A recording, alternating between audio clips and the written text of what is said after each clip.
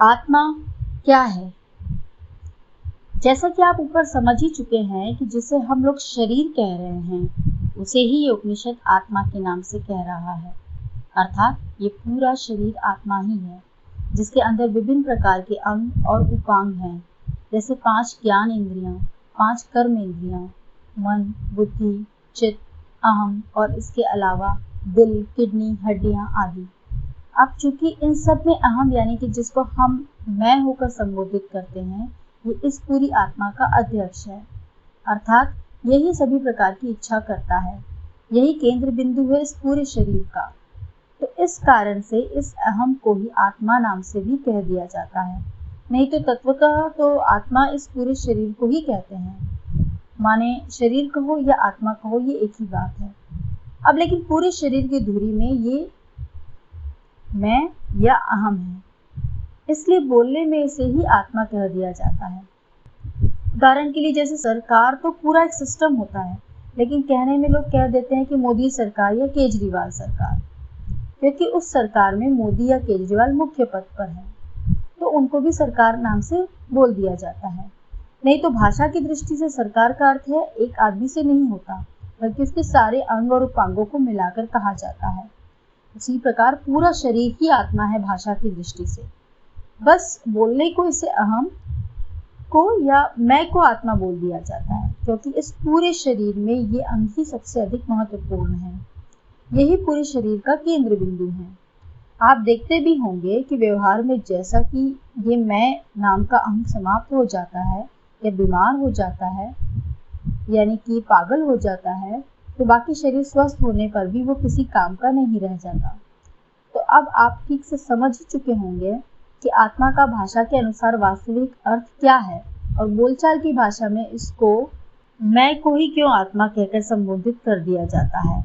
और ये भी आप समझ चुके होंगे कि इस बोलचाल की भाषा के कारण ही कालांतर में शब्द का अर्थ विकृत हो जाता है, और इस विकृति के कारण लोग समझते हैं कि इस शरीर से अलग आत्मा का कोई अस्तित्व है और उसे खोजने में लग जाते हैं। और पूरा जीवन प्रयास करने पर मिलता नहीं, ना ही उसका अनुभव होता है।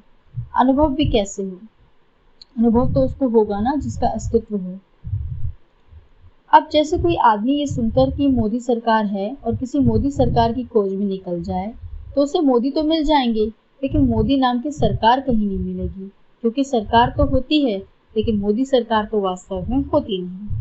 केवल कहने में लोग कह देते हैं कि मोदी सरकार है।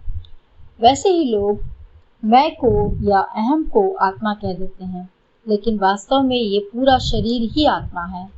मैं या अहम उस आत्मा का या शरीर का एक मुख्य अंग है, वास्तव में केंद्र बिंदु है। जैसे मोदी सरकार का मुख्य अंग है, यानी कि प्रधानमंत्री हैं, ना कि पूरी सरकार। तो आशा है कि आप लोग आत्मा का वास्तविक अर्थ समझ चुके होंगे। तो ये शरीर ही आत्मा है। आइए अब हम सुषुप्ति अवस्था में प्रवेश कैसे करें, इसको समझते हैं। स्वप्न अवस्था में होश पूर्वक या जागृति पूर्वक पहुंचने के पश्चात हमें बस इतना करना होता है कि जो स्वप्न वहां चल रहा है उसमें कोई रस नहीं लेना है, उससे उदासीन हो जाना है, उसे समझने का या जानने का प्रयास भी नहीं करना है। ऐसा करने के थोड़ी देर में ही वो स्वप्न समाप्त हो जाएगा और वहां रह जाएंगे केवल और केवल आप। आप वहां अपने आप को आकाश के रूप में ही अनुभव करेंगे। वहां केवल आकाश होगा और वो आकाश आप ही हो, ऐसा आप अनुभव करने रहोगे। जैसे जागृत में हम ये अनुभव करते हैं कि ये शरीर में ही मैं हूँ, वहां आप पाएंगे कि बिना आपके प्रयास के वहां आपकी याददाश्त भी काम नहीं करती है। यदि आप कुछ याद करना चाहोगे तो ही याद आएगा, नहीं तो बिना किसी याद के ही आपको वहां आकाश रूप में बने रहेंगे। बस ये अपने आप को जानने का प्रारंभ है। यहाँ से ही आत्मज्ञान प्रारंभ होता है। यही समाधि स्थल है। इस समाधि स्थल में आप जिस भी विषय पर केंद्रित होंगे, केवल उससे संबंधित याद ही आपको आएगी। जो भी आपकी याद में उससे संबंधित सूचनाएं या अनुभव होंगे, और जो भी याद आपको आती रहेगी उसे आप वहाँ जांच कर भी देख सकते हैं कि वो सत्य है या कि कुछ और। फिर उसको इस जागृत अवस्था में भी जांच कर देख सकते हैं। यदि यहाँ पर भी वो सत्य सिद्ध होता है तो अंतिम रूप से सिद्ध हो गई समझो। वो उस बारे में अंतिम ज्ञान ही होता है। अब उसमें कोई परिवर्तन संभव नहीं रहता। आप उस बारे में ज्ञान प्राप्त कर चुके होते हो, वो भी बिना किसी संदेह के। जैसे जब मैंने अपने आप को इस सुषुप्ति अवस्था में ये प्रश्न किया कि मैं इस अवस्था से जागृत अवस्था में क्यों जा रहा हूँ, तो उस समय मुझसे ही उत्तर मिला कि सुखी होने के लिए जा रहा हूँ। अब इस पर मैंने जागृत अवस्था में जाकर भी काफी मंथन किया, स्वयं भी और दूसरों के साथ भी, तो पाया कि ये उत्तर पूरी तरह से सही था। और इस प्रकार से मुझे मेरे सबसे महत्वपूर्ण प्रश्न का उत्तर प्राप्त हुआ, जिसको कि मैं बचपन से ही खोज रहा था और बहुत प्रयास करने के बावजूद भी प्राप्त नहीं कर पा रहा था। प्रश्न था कि जीवन का उद्देश्य क्या है।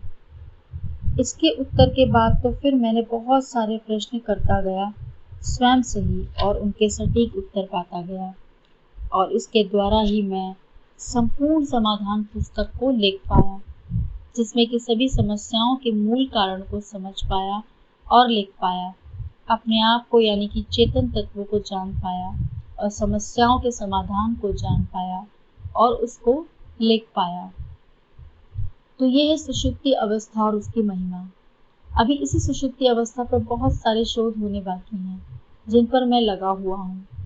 जैसे जैसे मैं उन शोधों को करता जाऊँगा, वैसे वैसे ही मैं आप सभी लोगों को बताता जाऊँगा, और जो लोग भी इन शोधों को करने के जिज्ञासु हों या इच्छुक हों, उनको शिविर आदि से भी सहायता करता जाऊँगा।